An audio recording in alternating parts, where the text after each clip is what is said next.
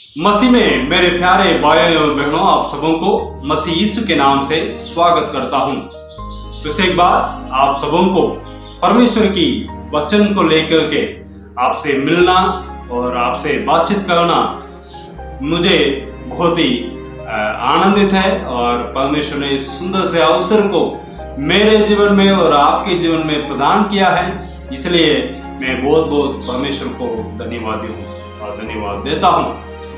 और मेरे प्रियो, जिस प्रकार से हम पिछले हफ्ते में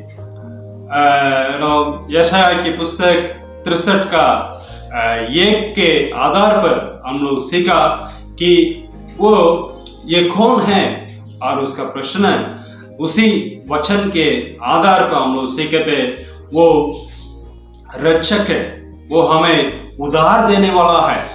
हाँ मेरे प्रियो, इस दुनिया में कितने लोग इस उद्धार पाने के लिए जो कुछ कर रहे हैं वो सब कुछ हमें करने की जरूरत नहीं है, कि हमें बस मसीह पर विश्वास करना काफी है।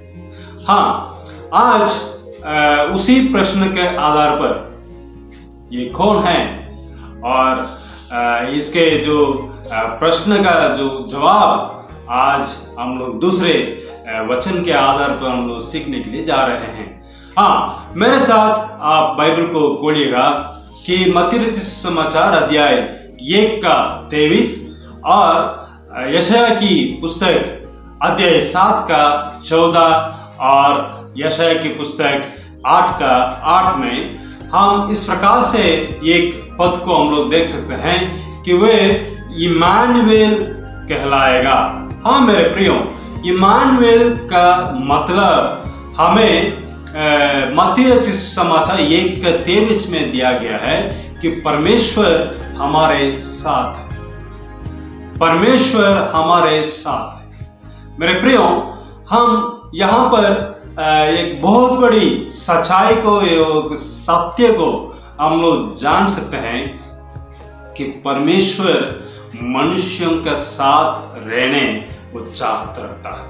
हाँ, और हम लोग आदि के समय में अगर हम लोग देखें, आदम और हवा का सृष्टि के समय में एदेन वाटिका में जो आदम और हवा रहते थे, और उस समय में भी संध्या के समय में परमेश्वर स्वयं वे खुद आ जाते थे उनसे बातचीत करने के लिए, है ना, उनसे समय बिताने के लिए। हाँ मेरे प्रियो, परमेश्वर शुरू से लेकर यही चाहत रखता था कि मैं अपने लोगों के साथ समय बिताऊं, अपने लोगों के साथ रहूं।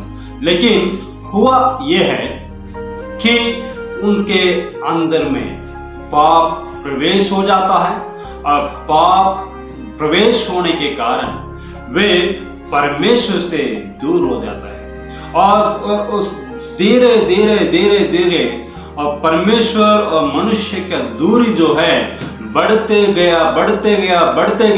और परमेश्वर सोचा ये मेरे लिए ये मुश्किल है,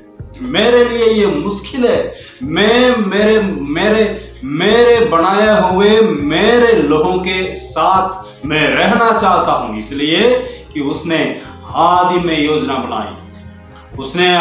योजना बनाई कि अपने एकलौता बेटा को मैं इस जगत में भेजूंगा, और उस भेजने का उसी दिन को हम आज और मतलब इस पूरे महीना में हम लोग यादाश्त और हम याद दिलाते हैं कि मसीह मेरे लिए पैदा हुआ है और मसीह मेरे लिए जन्मा है। हाँ मेरे प्रियो, उस जन्म के कारण उसने अपने जीवन में जो किए हुए उस त्याग के कारण, त्यागपूर्व जीवन के कारण हम फिर से एक बार परमेश्वर के साथ रहने योग्य बना। हाँ मेरे प्रियो, कितनी एक आश्चर्य बड़ी बात है, कितनी बड़ी एक आश्चर्य बड़ी बात है कि परमेश्वर हमारे साथ रहना चाहता है। और प्रश्न एक और खड़े हो जाता है हमारे सामने कि हम मनुष्य कहीं भी कुछ भी परिस्थिति में होने के बावजूद भी हमारे बीच में, हमारे साथ परमेश्वर क्या रहना चाहते हैं, रहना चाहेगा। हम कईयों का प्रश्न ये होगा, मेरे प्रियो, हमारे परिस्थिति कैसे भी क्यों ना हो, हमारे सोच विचार में पाप के कचरे में घुसे हुए भी हो, कैसे भी क्यों ना हो, परमेश्वर पसंद करता है। परमेश्वर का चाहत यह है कि परमेश्वर आपके साथ रहे, परमेश्वर के साथ आप रहें और परमेश्वर के साथ समय बिताएं और परमेश्वर आपके साथ समय बिताएं। आप मेरे प्रिय, यही बातों को चाहत रखता है। क्या हम इस बातों को ध्यान में रखते हो? भले हम कैसे भी क्यों ना हो, भले हम किसी भी प्रकार की परेशानी में गुजर रहे हों, लेकिन परमेश्वर आपको पसंद करता है। परमेश्वर आपके साथ रहने पसंद करता है।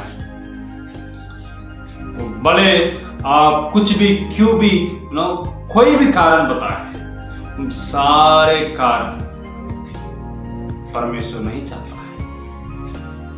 कोई भी क्यों ना हो, परमेश्वर आपके साथ रहने के लिए चाहता है। परमेश्वर करें इस वचन के द्वारा आप सबों को बहुत तरह से आशीष। आमीन। God bless you.